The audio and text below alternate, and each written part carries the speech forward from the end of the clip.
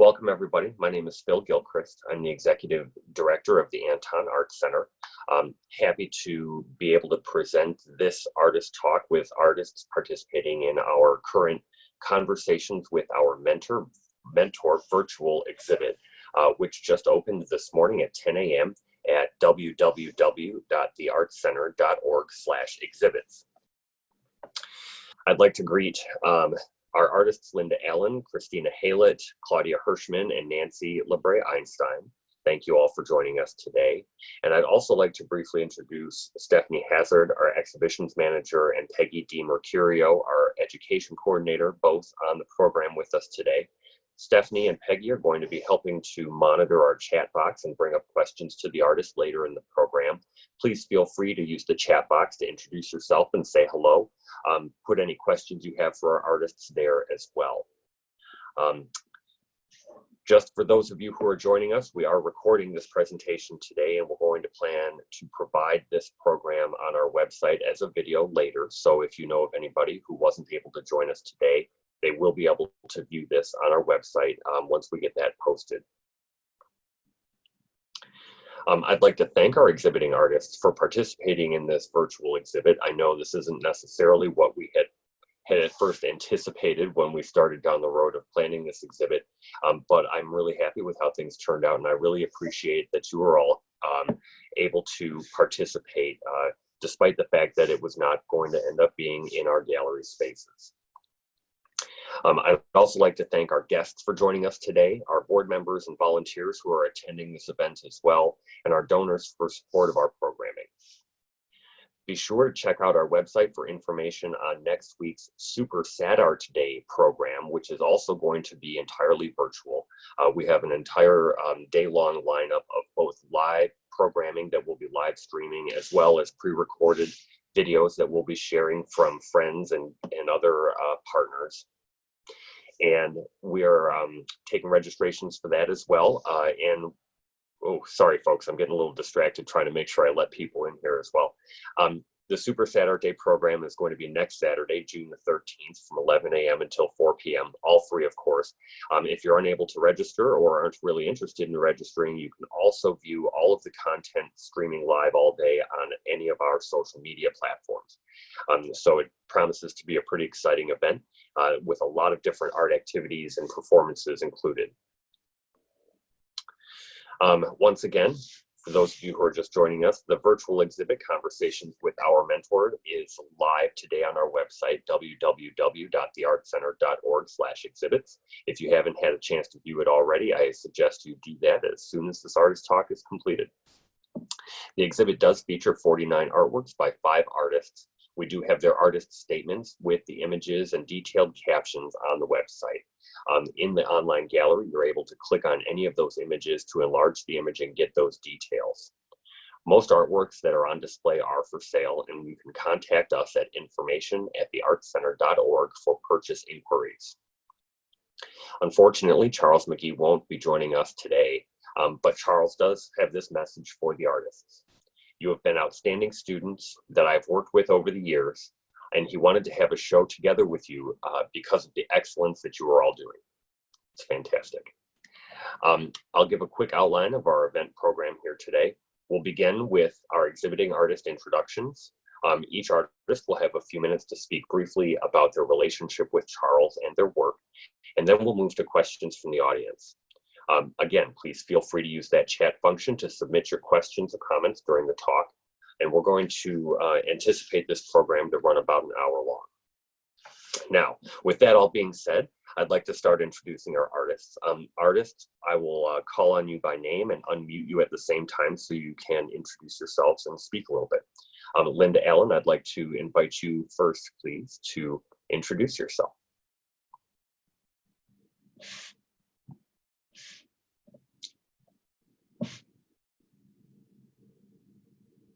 As soon as we figure out the unmute. There we go. Okay, I figured it out. Technology, it's wonderful. I'd like to thank the Anton Art Center. You got us all aboard, and it was quite a struggle. I couldn't get on right away, so my adrenaline was like, woo! But thank you, Anton Art Center, for all the work, because having a virtual show is a lot different than having a real touchy-feely show. And I'm sorry Charles couldn't be here, but this way we get to have conversations about him. And that's a good thing.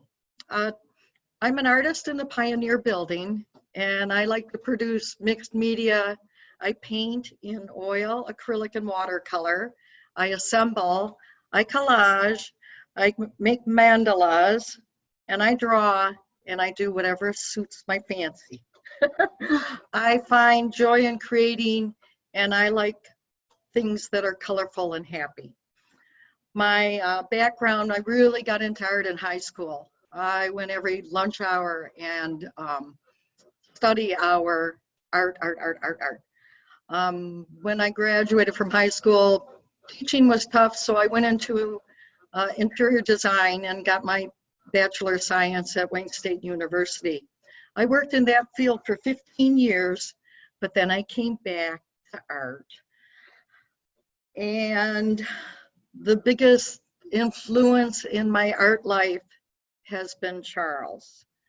I saw his show at the DIA in '94, and it was Scene 70.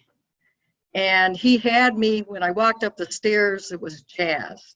I was blown away just by that, and then blown away by his art. He hadn't been on my map until then. I just thought he was marvelous. At the end of that show, he had a neon sculpture. I thought it was just fantastic. I knew who Charles McGee was then. And then in '96, he juried that show and juried my watercolor in the all media show at Detroit Artist Market. It was like, oh, I was just so thrilled. It was so exciting. Well, that was my impetus to sign up for his class when he started teaching at BBAC, yes, I said it right, in '99. And we just hit it off. We became friends. Teacher to friend. We were studio mates for 10 years. We traveled. We took a group trip to see Inuit art. We went to museums. We went to Arts and Scraps. Just a lot of different trips, a lot of wonderful times. And he got it. We're visual as artists, and I see more because of him. The art of seeing. We were traveling and saw this truck with big plastic containers, and he goes, oh, "Look at that! Isn't that beautiful?" And I'm like, yes, it is. You have to be an artist to understand that. Other people would go, "That's just a truck of plastic," but he's helped me see art. He's helped me appreciate art. We've just shared so many special times and so many events, and just working with him in the studio, phenomenal. He's taught me so much. And another thing that we shared, and you may not know, he was an excellent golfer. And he could really swing that thing. He had a drive that was like crazy. And we enjoyed that. I don't know if everybody knows how good a sports person he was, but he's really something. I think along with art, the biggest two things are the laughter that we shared. You know, when you get on the same line with someone and your funny bones are the same, it's just so special. And we didn't have to say much. In fact, I'd just say, "Hi, Charles. Hi, Linda," and we'd start laughing. It just was and is so special. The other thing is we were connectors. I introduced a lot of friends to him, and he introduced a lot of his friends to me. Like, that's how I met Christina Hale and Claudia and Nancy, was all through Charles, him suggesting this show. But Christina and I share a moment when we helped Charles after he had a stroke. We actually worked on some of his pieces. He'd say, "Okay, put the circle over there, the dot," you know? I mean, I actually worked on play patterns too that was shown at the Marshall Frederick Museum. Christina and I did. So it's, and we can pick out our dots, can't we, Christina? No. Mark making. I mean, that's what he done so well. His style, just a classy guy. Just and I think even more than helping me in art with critiques and just being around him is he's helped me with life. He's a philosopher. He would advise me. I love his little sayings. Like this show, when it was virtual, we were like, oh man, and then it's like, it is what it is. One of his little sayings. He just is an amazing life coach and dear friend. And because of him, and because of our talent, we're having this show. And I'm so blessed to have known him, because in turn I get to know all of you. So that's my spiel. Well, thank you, Linda. Thank you. Next, I would like to introduce artist Christina Hale. Christina, we just need to figure out the unmute. There we go. Yep. Go Hi, ahead and introduce everybody. yourself. I'm Christina Hale. I want to thank the Anton Art Center, especially Stephanie Hazard and Phil Gilchrist for hosting this show. I'm so pleased and proud to be a part of it. And just give you a little background on my association with Charles. I met him in 2009 when I signed up for one of his classes at the BVAC.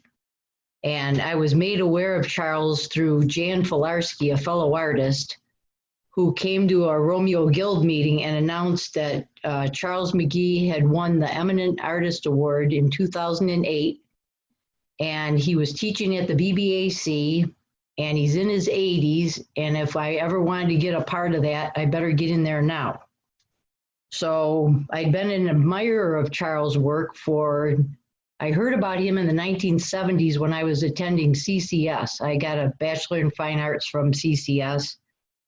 And I never in a million years thought that I would meet him, much less become a friend and have him for a friend and mentor and a very dear friend. So I signed up for his class, and in Charles' class, I was kind of in transition with my own work. And that's the reason I went to take the class with Charles in the first place, because I needed or wanted some different direction. And he definitely helped me in my art making and opened up infinite possibilities for use of materials and subject matter that I never would have thought of. This painting that's behind me was the first painting I did in Charles' class. I know you can't see it very well, but it encompasses a lot of the things that Charles would talk about. Like in this painting, there's a piece of plastic from a crab cake dinner that we had, and there's glue and there's dots and there's all kinds of stuff in there. And Charles encouraged myself and all of his students to push beyond the boundaries of our thinking, look at different materials, uses, and try to open ourselves up to new possibilities. And I had a similar experience, Linda, when you and I went with Charles to the Marygrove College exhibit, and there was a piece of, it looked like a dash panel insulation from a car hanging from the ceiling. And Charles looked at that and he says, "Oh, isn't that wonderful?" And I said, "Oh my God." I couldn't see what he saw in it, but his mind is always open. He sees beauty in everything, and part of his philosophy and his ideas is that art is in everything. Through Charles, I met Linda because as a student of his, we were invited to go to his studio. And in Charles' studio, in one section of it, there was this wonderful painting laying on the floor. And I asked Charles if that was one of his, and he said, no. He says, that's Linda Allen's. And I thought to myself, well, who is this Linda Allen person that Charles is letting into his, sacred domain? And I wanted to meet her. And then when Charles had his stroke in 2011, and I was one of the people that offered to help work on his piece, and amazingly, he agreed. I met Linda then, and we had a blast in the studio with Charles. Even though he couldn't physically do a lot of stuff, he was totally the director of what had to happen. And like Linda said, if he wanted a dot here, you put a dot there. But I put a dot on the painting and play patterns too. So that's amazing that I was able to do that with him. So then through Charles again, through his class, I met Claudia. And Claudia Charles loves Claudia's work. So that was his last class, I think, Claudia, that you were in at the BBAC. And since that time, there's been different times that Claudia and myself and Linda sometimes have met at Charles' house, and we've had wonderful discussions about art and politics and just life in general. Like Linda said, Charles has been a life coach to me also. He never lets a conversation end without letting me know how much he values our friendship. And Charles then, even though I hadn't met Nancy, or I didn't think I'd met Nancy, he talked about this woman from Eastern all the time. And after I found out who you were, Nancy, then I realized that I knew your work because I'd seen it in a lot of shows around the metro area. And I finally met her. I don't remember exactly when we met, but I was honored to meet you because of the high praise that you got from Charles and being an admirer of your work that I'd seen. So I've only known Charles since 2009. I know for some people that seems like a long time, but I think like we've shared a lifetime together. I'm so happy to see this show come into fruition. Thank you, Phil and Stephanie, for hanging in there with us. I'm pleased and proud to be one of the, for this first virtual talk.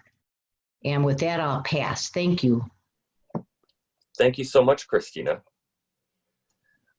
Just a quick reminder to those of you who are joining us, please feel free to use the chat function here to introduce yourself or make some commentary or ask some questions of our artists. We will have a Q&A time at the end of the program here, but don't be afraid to use that chat box in the meantime. Next, I would like to introduce artist Claudia Hirshman. Claudia, let's see if we can get you unmuted. All right, there we go. Okay, I am the newest member of this group, having met Linda and Christina after I took Charles's last class. I think that was 2011 at the BBAC. Nancy and I knew one another from the Birmingham Society of Women Painters, and I didn't know her connection to Charles until fairly recently. 2011 is not so far away, but I feel like I have known Charles a long time. It's interesting because after his last class, I went to visit him in the hospital after he had a stroke. And we started talking about other things. And I found out that he was the art consultant to my father's law firm in Detroit. And I suspect that some of the art that I inherited came from Charles's gallery. I can't be certain because I have nobody to ask about that, but I have some wonderful pieces that have African-American scenes in them. I also, at that time,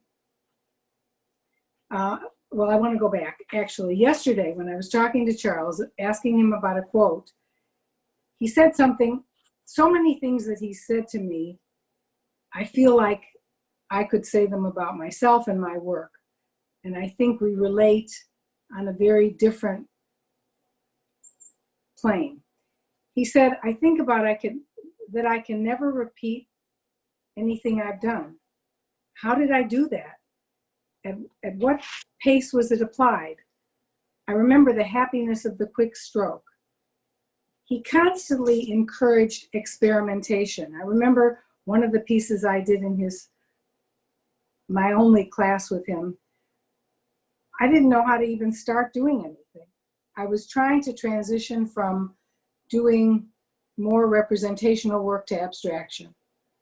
And I felt really lost. So I just picked up a couple pieces of newspaper, taped them to a board, and started adding paint to it.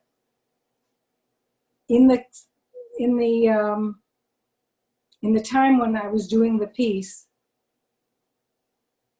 the things that he told me encouraged me to try all sorts of materials. I'm a collector of found objects. So I had pieces of paper that had marks on them, I had buttons, I had plastic, and I started adding them to the piece that I was doing, thinking, this is kind of strange.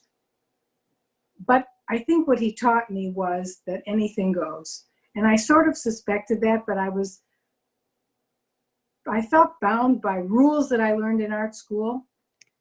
And listening to him and thinking about what he did and looking at his work encouraged me to just throw it all to the wind and just do whatever I felt like doing. So mostly, I'm an intuitive worker. I don't plan anything that I'm making. I just start throwing a lot of stuff on the canvas or wherever, and then I start editing, blocking it out, adding to it, making marks, and seeing what emerges. And this is what I find so exciting about being an artist now, is that I don't have to do it. I can do anything I want. There's no rules to follow. Sure, I think a little bit about composition and stuff, but some of that stuff just seems to emerge automatically for me. My work, in the end, sort of insists that you use your imagination when you look at it. For me, making art is more about the experience of doing it than the intention that I might have had.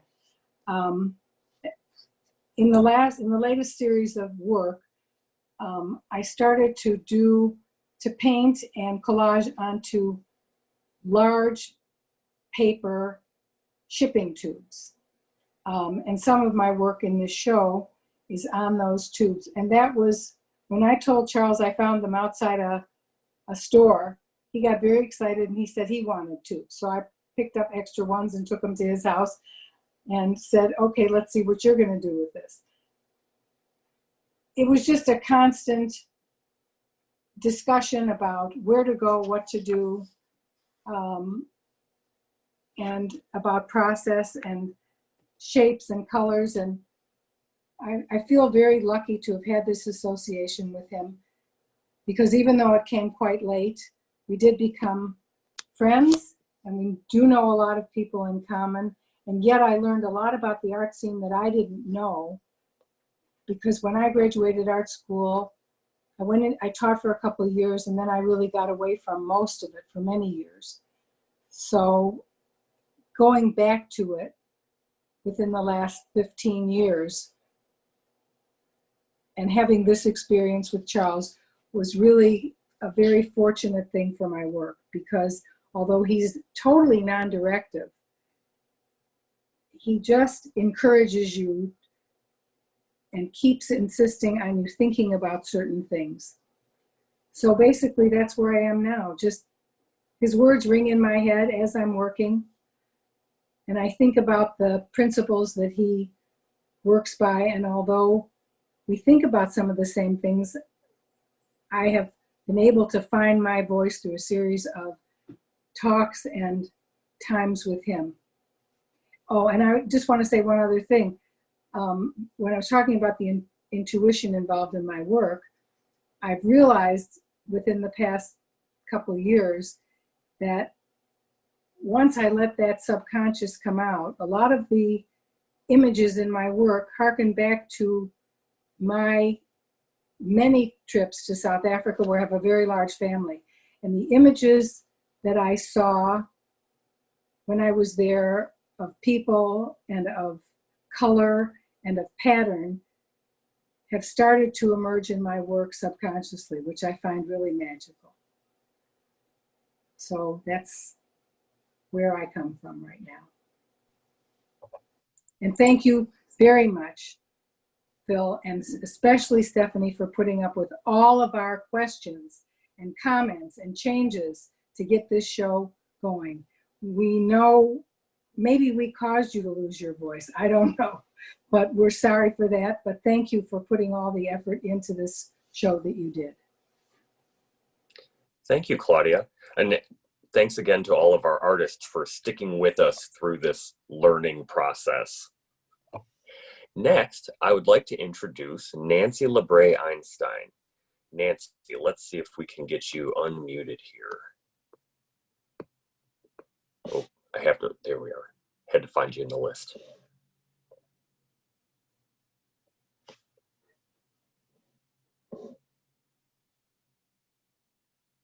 There you go. All right. We good? Great.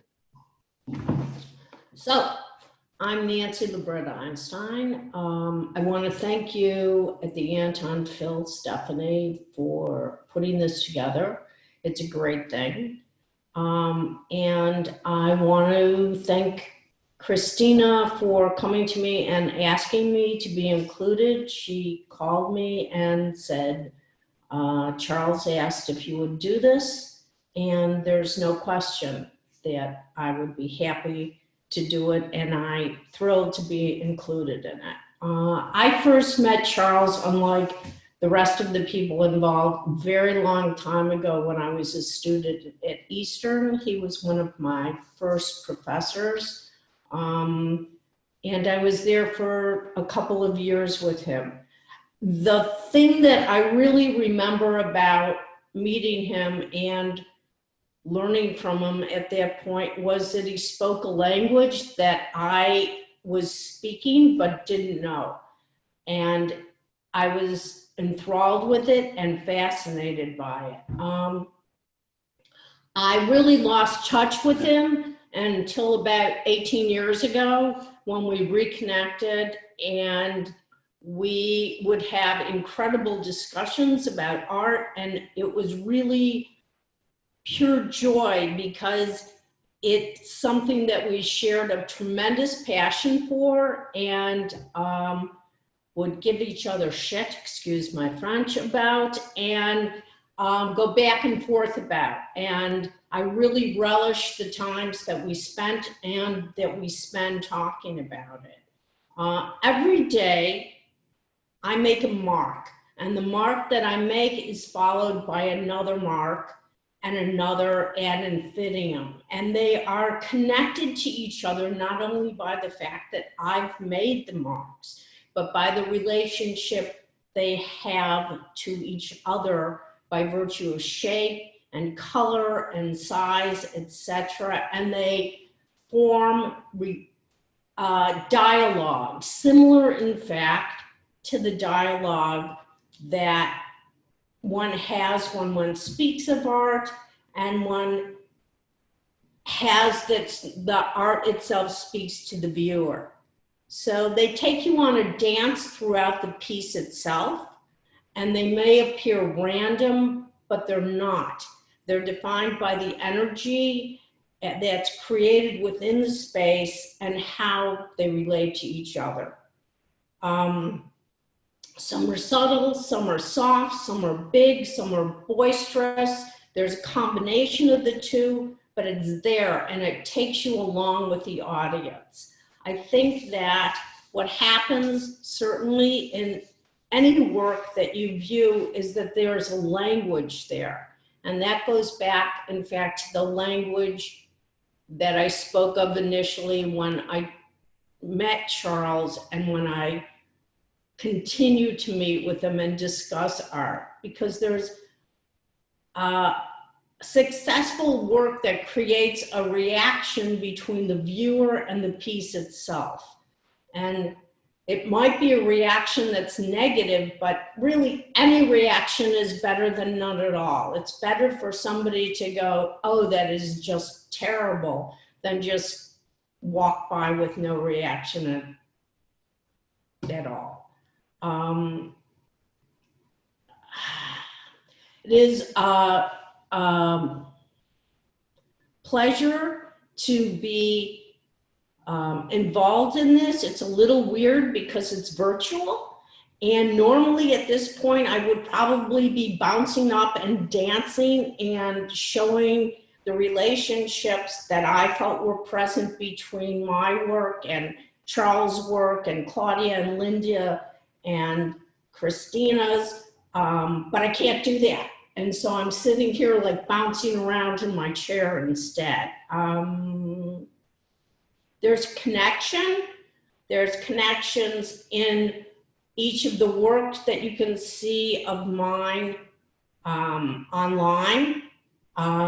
There's clarity and a swipe of clean color that could be found in the piece Clear Connection that I did, that's also in Royal. And yet again in another drawing that's shown called It's Hot. There's a sense of movement and that follows in royalty and in infinity, and if castles had wings and buildings were kings. And it also is transmitted in a drawing called Wave Runner. So I guess while I'm not talking about Charles as much as the others, he and what he speaks to, I speak to, and I think that we all speak to in the confines of our work. And I guess my next question was, does that make sense? And I think it does. Thank you, Nancy. You know, Nancy, you talk about the relationships that your work has with the work of the other artists who are in this exhibit, which I think is a really good segue. I'd like to bring the rest of the artists up unmuted here as well and let you all talk a little bit about that. Let me see get the unmuted going here.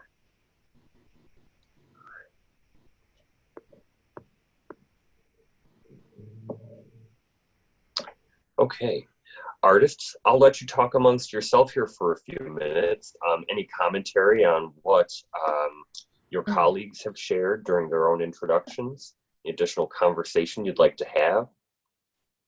Go ahead, Christina. Nancy, when you said that, when I was looking things over last night, and I was looking at your drawings, I think they're your most recent drawings, and a lot of your line making, and that reminds me of what I do in my work, in my sketchbooks mostly. So I can really see a connection between you and I in those drawings.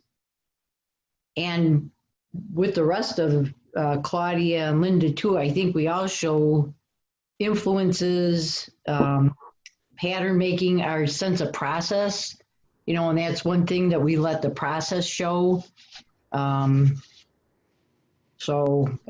Claudia, you talk about, you know, your intuitive painting. I call a lot of my abstract paintings by mindscapes because I'll just start putting marks on a page and go for the ride, you know, wherever it ends. Sometimes they work out and sometimes they don't, but my work is very personal too and introspective. Well, and the way we all work is, or at least in the painterly way, not sure about Nancy being able to correct, or when I do something that I don't like, I just cover it up. So I'm layering anyway. So as I edit, I cover up what doesn't work and just wait to see what's going to happen. It's very freeing to work that way. And the other thing that interested me about Charles's work was his use of pattern in a way that it's very infrequently repetitious, and the size of elements that although they look the same are different. Mm-hmm. I think that had an influence on what I was doing. Rather than reuse the same pattern, mm-hmm. I would change it. And it kept encouraging me to make changes. And I don't know if you guys feel that way, but it makes your work more interesting. Yeah. Yeah, I agree. I know as an interior designer, I'm used to, everything's to scale. And he would say, you've got to change the size of those dots. You need to look at it, make a variety. So I'm kind of constantly still fighting that to this day, even though I've been out of the field for so long. It's kind of ingrained in me. And I get with the intuitiveness, things just come to you. And I like that. It's like surprises sometimes. And I think as females, I don't know about the rest of you, but I know that we were not encouraged to follow our intuition so well many years ago. Mm. And once I realized that my intuition was really good, and when I didn't follow it, things got screwed up. Yeah. So I pick up a piece of paper. I don't even think about why I picked it up. I just do it. And it always works out. So trusting ourselves has been a big lesson from some of the connection to Charles and other artists. And I just want to give a little shout out to Megan Jackson, who I know is here, who is a other mentor of mine, as transitioning into abstract art. I can second that with Megan Jackson because I've been studying with her recently, and I'm taking another turn with my work now through Megan, and that's exciting. Yeah. Thank you, Megan. Great. These art connections are great. It's just you see things in a different way, and I know that's really what Charles did. Sometimes I don't like surfaces that are plain, and he told me, you got to look at it. So I'm trying, but it's still not my favorite. But sometimes, I look too fast, and there's sometimes you have to give it some time. You can't just whip through it. You need to look at it. Well, and if you look at the detail in like Playscape or some of the backgrounds and how it's almost like insane to have so much going on. Mm-hmm. But I found that encouraged me to continually add a little more and a little more, not too much, but just enough to make the surface so interesting that somebody wouldn't just walk by it, or that they would want to examine it. And that once they owned it, if I was lucky enough to have somebody own it, that they would continually look at it and find something else to look at. Mm-hmm. That's my goal, is that you like the piece and can continue to explore it for many viewings. Mm-hmm. But the whole thing about creating is that there's a process involved, and everyone has their own process in coming to a conclusion within the work itself. It isn't the same for everyone, and it varies according to how you see and what you see and when you see it. So I think each of us has our own process and comes to our own conclusion on how to achieve those processes. And it doesn't necessarily have to be the same. And there's not a positive or a negative about doing it in a particular way. So Nancy, I want to ask you a question about that piece behind you. Is that the actual size of it? And how would you start a piece like that? Because it's all pieces of wood and different things assembled together, correct? Yes. Yeah, it's just a really big scale of one of my pieces. It's probably, I think, about 8 to 9 feet by about 14, 15. Does it match your wallpaper? No. No. Are you sure? You're not supposed to make The wallpaper that I have out is some of it is segments of my piece, but this is not. Okay. I know, I'm kidding. But no, that's fine. You're all cracking me up. It's a joke. I've done wallpaper and I've done furniture, and I've done all kinds of different things. And I like being able to do, to work in different mediums, and Mhm. it's a challenge, and I like challenges no matter what they have, but this is a Right. paper. And so, It's neat. No, back to the original question, Christina, I'm sorry. No, I just wondered how you would start that piece. I start all my pieces pretty much, the sculptural pieces, the same way. I figure out what the scale of it is, and I start moving and laying out different things that I want to put down on it. They're mounted generally on die bond, and then there's styrofoam underneath, and I cut or shape or place different size pieces of styrofoam on it. And I start playing and working, and it always ends up changing according to what happens during the course of it. You know, sometimes there's something that I really, really like, and I want to include it in the piece. And it ends up getting tossed because it doesn't work with what ends up going on. So it's not static, it's a dynamic process that happens as I proceed with it.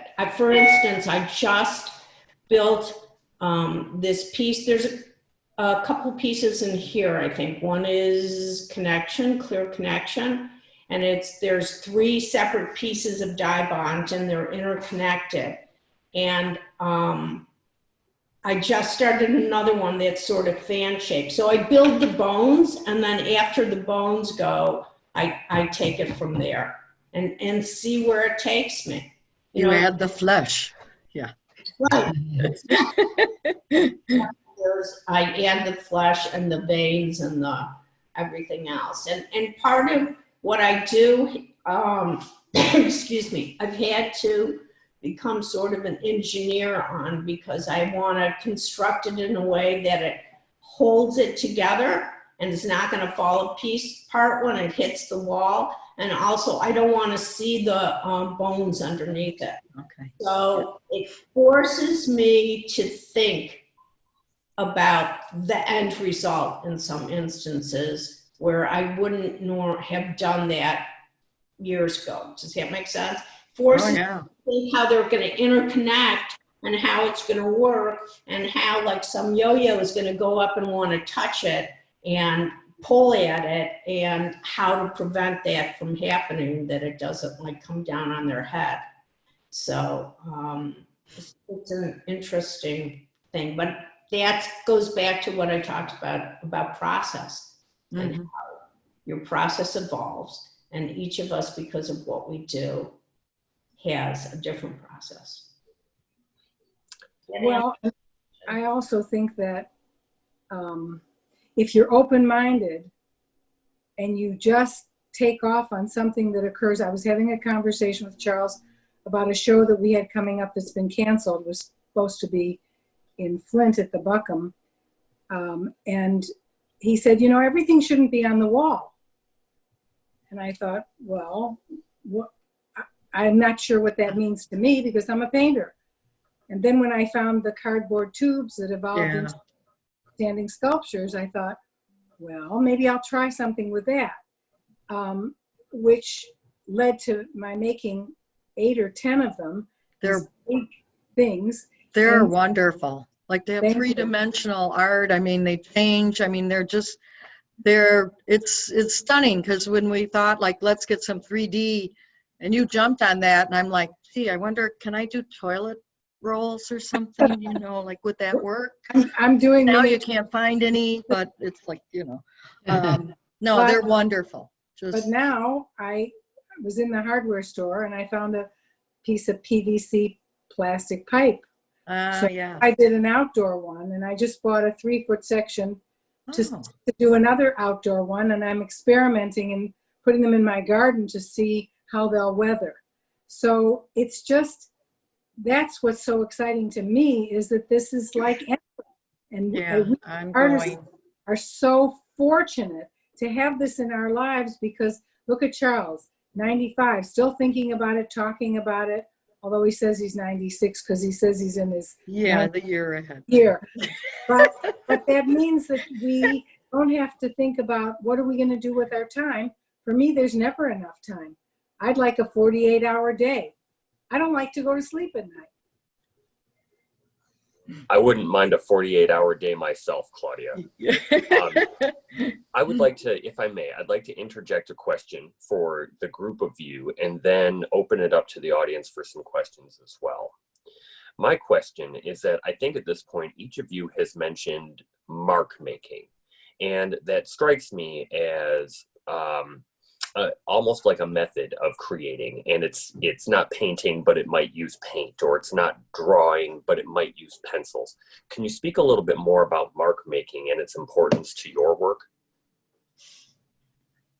Well, I'll go first. Mark making to me is what makes each individual artist their work, their style. I can look at something that maybe Claudia posts and I'll know immediately that that's Claudia.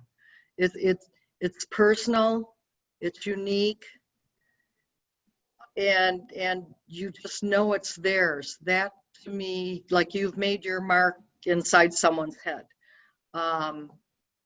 It's the way you apply the paint, the design, the lines, the contrast, it just is unique to each and every artist. It's what Charles calls your signature.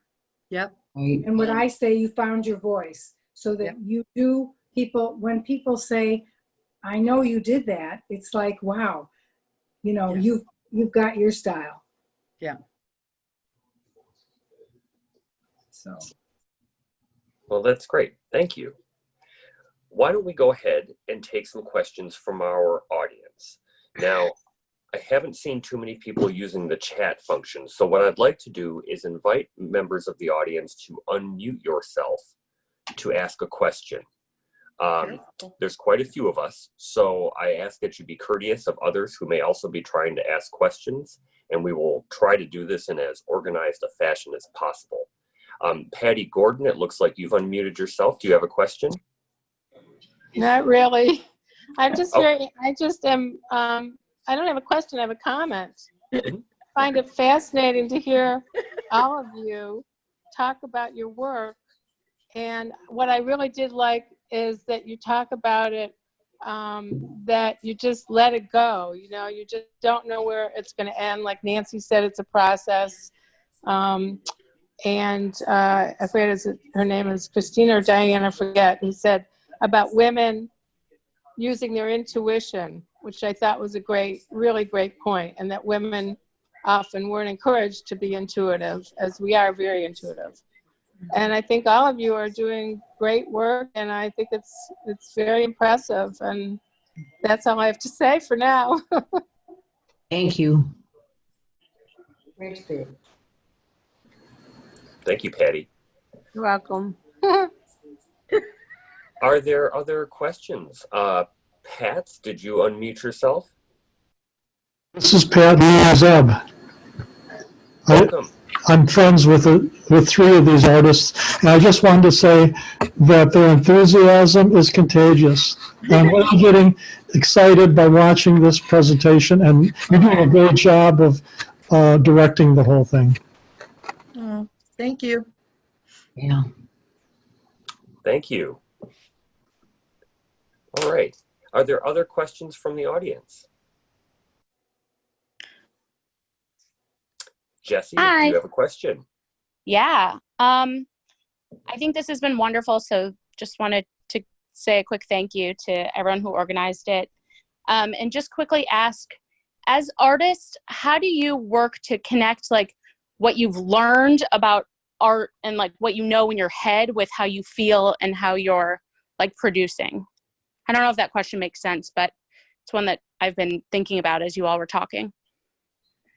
I think it just comes naturally. Like every piece you do, I think you've learned something from it, and then you take it to the next. You know, I think too, before I used to always struggle, well, early on as an artist, try to emulate other artists. But what we've all said about putting marks on a page or Nancy laying her construction pieces down in the shapes, if you're willing to just, start making those marks and go for the ride and see where they take you, without trying to keep your expectations out, I think that's one thing that's helped me with my art now. And whether it's good or not, I don't care. I love making art. It completes me. That's what I need to do. So I don't know if that helps or not. I hope so. And if I may, like Claudia said, editing, like we all edit our work. And then if I think if you're an artist who's struggling, that's why you have critiques. And that's where Charles and Claudia and Christina and I have all critiqued each other's work, and he has critiqued ours. It's very helpful.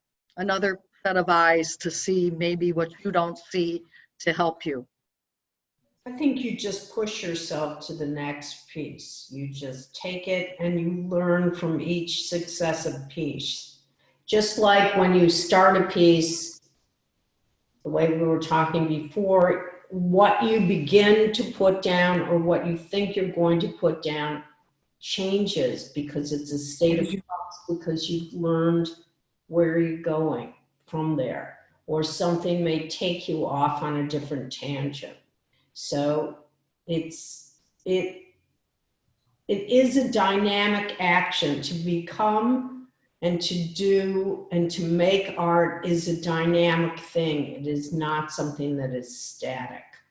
It's the nature of the beast. Hi, can I ask a question? Sure. Go ahead. Well, since this is a virtual show and we're watching it on Zoom, how does the process of the exhibition itself continue? I mean, how do people actually get to see your art after this conversation? And is it publicized? I mean, how does the general audience get to see your art and possibly even, if they're interested, buy your art? May I answer that question? Please. Please. So Good. What's that? I said good. Okay, so we currently do have the exhibit up on display on our website virtually. Those artworks, many of them, are currently for sale. If a person is interested in purchasing a work, they can certainly contact us to ask questions. We would be able to arrange the sale of any of the works that are available for sale. Unfortunately, we do not have current plans to host this exhibit in person. Stephanie, I think you would address that question in the chat box. So would you mind chiming in with your response? I don't want to give different information than you already have. Yes. Thank you. Yes. Can you hear me okay? Yes. Yeah. Okay. Terry, one of our viewers today asked the question, she said, will this exhibition be hung on the walls when the Anton reopens? And to that I said, the exhibition calendar is booked a while out, but if things change, we hope that we're able to mount the exhibit in our physical gallery space one day. But aside from this virtual artist talk, we're doing this talk today in effort to help publicize the show that is online. So it is an existing virtual show on our website, and that will be up for a little while. Where interested patrons are absolutely welcome to make inquiries about purchases, but that the exhibition space will exist online. Could you say what your website is? Because I don't know what it is. Yes. Oh, yes, it is. Absolutely. I got it, Stephanie. Thank you. www.theartcenter.org. The web address for the exhibit is www.theartcenter.org/exhibits. We will also be putting all of the artworks in a short video slideshow style presentation for easy social media sharing and consumption. We're working on that now as sort of an alternate view of the same exhibit. It includes all of the works that are currently on display on our website. But I believe you can even share that web link using your own social media to help us spread the word about this. We are using our social media to continue publicizing this exhibit and this opportunity for some artwork viewing and hopefully sales. And we're looking forward to seeing how many visits and viewers we get to our website, social media for this content. Could you do me a favor and just give me the website? I want to write it down. I wasn't. One more time, please. Thank you. You got it. www.theartcenter.org. I've also added the link in the chat if you can access the chat group within this Zoom video. I did post the link in that area as well, so you can click on it if you'd like. Okay, thank you. Thank you. Stephanie. All right. Do we have any other questions? I don't see anybody else unmuting themselves. Give just another second in case there's some technological troubles. I know how that can be. Bill, do you have a question? Yeah, I am fortunate to have known Nancy for a long, long time, and I have witnessed her process live before. And I wonder to the other artists, Nancy's process is really visceral, and do you guys have similar processes for yourself, or do you see that as a connection between the style of art and is it, you know, with Nancy, it's always exciting because, you know, there it is and it's happening. And at the same time, I can see how that can be a real struggle sometimes too. Like she was saying, sometimes you have to just push yourself to go on to the next one. From the outside, I just think it's amazing. But do you guys have similar, I guess, ways or thoughts on that? I work, Go ahead, Claudia. I put on music or a podcast, and I just try and distract myself and work without a lot of thinking, so that the intuitive aspect of making something happens. I don't want to analyze too much. I don't want to think about too much while I'm doing it. Maybe I'll step back the next day and see if I need to edit a little bit. But that, for me, that's how I work. I don't, it is visceral, it is, but it's internal and very unintellectual. I don't know. Well, it's a different kind of intellect, a visual intellect. Yeah, I can't agree with the unintellectual part. You guys are amazing the way that, like, it's very, very much a testament to your ability to see the bigger picture, what you guys create, so. Oh, thank you, Bill. Well, I don't know how the rest of you feel, but sometimes I look at it and I think, who did that? Did I do that? I could never do it again. You're right. You can never do it again. Yeah. For the next piece, because it's not going to be as good. Sometimes I don't want to do it again. Yeah. Yeah. That happens too. All right. Yeah. Thank you. It looks like we may have a question from Mark as well. Can you hear me? Yes, we can, Mark. Yes. Go ahead. Well, I'm actually better known as Marcus to those who know me in the art world. I know Linda personally. Hello, Linda. Hi, Marcus.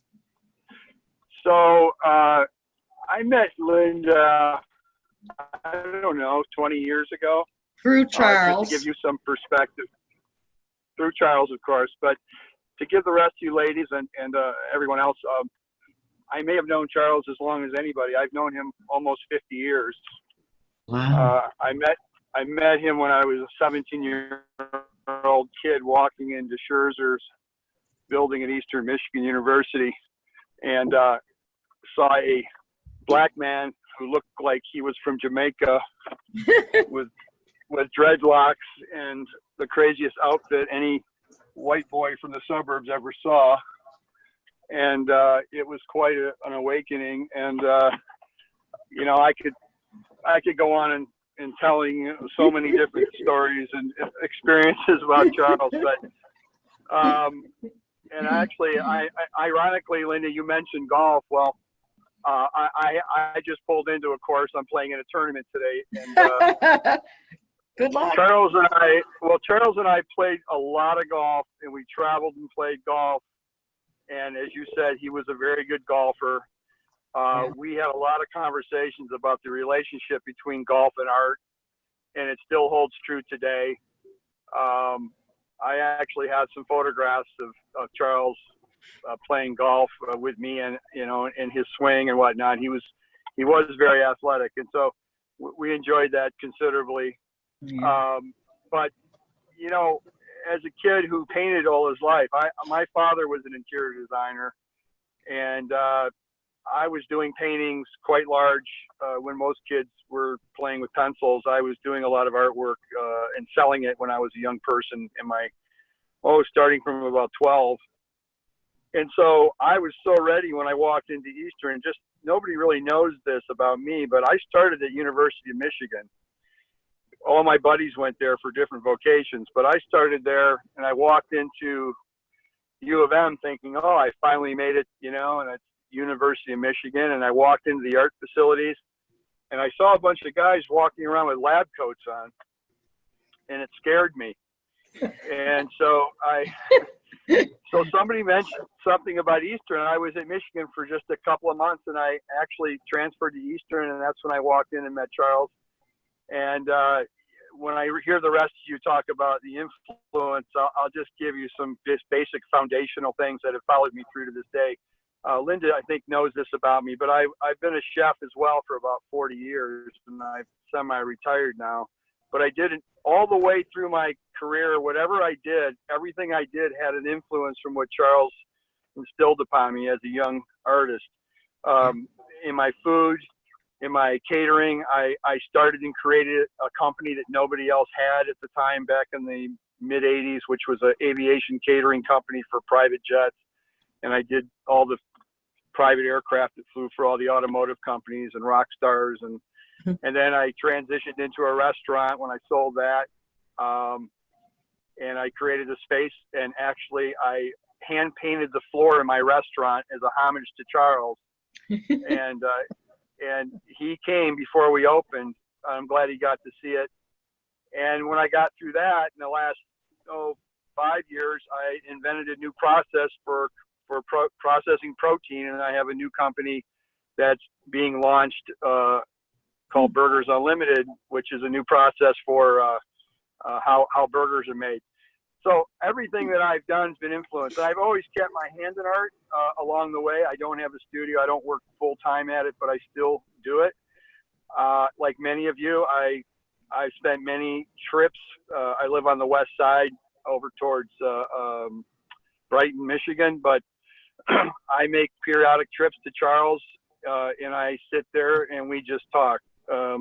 It just happens, as many of you talked about. But I'll tell you just a couple things, and I'll conclude on this. Charles got me to do a couple of things, which I think I've heard some of you touch upon. You know, a lot of us, when we're a young artist and we're looking at different artists, whether it's, you know, artists we're influenced by that are obviously the Picassos and the Monets and the Cézannes and all the rest that we may be influenced by, some more than others. We're sort of emulating them, aren't we? And we're looking at them. And I know that's kind of happened with all of us with Charles. However, where Charles got me to think about was when I would work from my hand to the piece, he got me to think about working from my mind through my hand subconsciously. I worked very quickly, as Charles did. When I saw that man take a palette and squeeze paint like it cost nothing, he blew my mind. And I was so ready to see that, because most people that paint aren't real schooled on how to set up a palette or mix paint. And he just, you know, lit a fire under me. And so that understanding that sort of like painting from one subconscious, more or less, than from your hand. It just freed me up, and I just went to another level. And I stopped so much emulating other artists, or because I love Cubism, for example. I just find my own voice. And just as a real, just a humorous thing, and I'll conclude on this. When I was in class, and here I am, 17, 18, 19 years old, and I was at Eastern with Charles between 74 and 82, 83, and I got 2 degrees. But there was a group of students there, and Charles will talk to people about it. There's about 8 or 12 of us. It was like this really interesting group of young artists, and we all went through that time period. It was very fascinating. And most of you may know, at Eastern Michigan, the reason I ended up there was it was a school that the head of the department at the time, a guy named Kingsley Calkins, was a very interesting and innovative guy. And Charles gives him a lot of credit because Kingsley enlisted all these local Detroit prominent artists to become, and he made them all professors. Hardly any of them had art backgrounds or degrees. And he had John Pappas and Sheldon Iden and Jan Fields and Igor Beginning and all these famous artists. Yeah. And it was so wonderful. So one time in class, when I was a young man, and Charles had these kids. I'm sorry to interrupt, Marcus, but we're running short on time. So if you don't mind wrapping it up for me, I'll just conclude by saying he was quite amazing, and he treated everybody the same.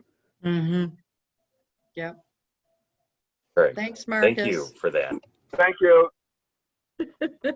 All right. I think we can do probably one more question. Anybody out there? Jesse, I see you've unmuted yourself. Hi, this is Robe. This is Jesse's husband. I have a question about sort of how your art is interpreted, in the sense that, do you ever feel it's like limited because you have a concept of what your art means in your head, but that can't be fully expressed to other people? Is that a limitation? How do you address that, and how do you feel about that? I think everyone interprets art their own way anyway. I can do it for a purpose or a reason, maybe just because I like blue. Who knows why I did what I did, but you as the viewer see it and bring your interpretation to it. That's with me. I hope the viewer will find what he needs or wants or sees in it. I try and name my stuff in a way that it isn't leading, because I want the viewer to decide what he likes about it, he or she likes about it. I agree. I think it's when the viewer looks at a piece of art, it becomes interactive, and whatever you bring to it, your experiences and whatever you're going to see in that piece of art too. So however anybody interprets it is fine. Like Nancy said, as long as they look and make some sort of comment. It can be this or this, as long as they, Hopefully and that it provokes some kind of thought. It's like out of a movie and later like thinking about what went down in the movie. But if you walk away from a piece of art and, then just go eat or go to the bathroom and don't think about it, what's the point? All right. Well, that people will find positive whimsy and joy in what I do. I like it to be, I feel like I want it to be a happy emotion. great. Thank you all so much for answering some of those questions from our audience today. I think that we're going to wrap it up now. I appreciate everybody's participation. Thank you again to our participating artists, Linda Allen, Christina Hale, Claudia Hirshman, and Nancy Labret Einstein. I'd like again to thank our staff participating today, Stephanie Hazard and Peggy DiMartirio. All of our participants and attendees, thank you for joining us and asking some good questions for our artists today. Don't forget, we will be posting the video of this session to our website as soon as we can get it edited and through post-production.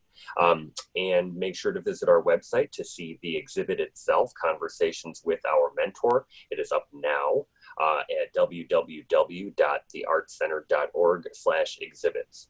Artists, I'd love to give you an opportunity to say a quick goodbye as we're on our way out here. Okay. Can I just say thank you to everybody who came to watch this? Much appreciated, and thank you for your questions and your interest. And I hope you enjoy the show online. Thank you, Christina. Go ahead, Claudia or Linda. Oh, I just said ditto. I agree with Christina. Thank you for all for coming and showing interest. And obviously you can contact us if you have any questions about what we've done or are doing. Yeah, it was exciting getting my close-up, and very, very a new challenge to learn, and appreciate all that you put up with to get us into the tech mode here and to be on screen, and it just was really fun. I really enjoyed it. I want to do it again. Okay. Well, good. I'm glad to hear that. Yeah. Thanks, guys. Thank you. Pleasure. Thank you. I'll say a last thought, Phil, if you don't mind. I wanted to thank you specifically for helping me take over today. I've had an awful cold this week that completely erased my voice, and it's only slowly coming back today, but I appreciate you moderating today, Phil. Yeah, and to all four of you, to Christina, to Nancy, to Claudia, and to Linda, your work is phenomenal. I'm so glad to have you all.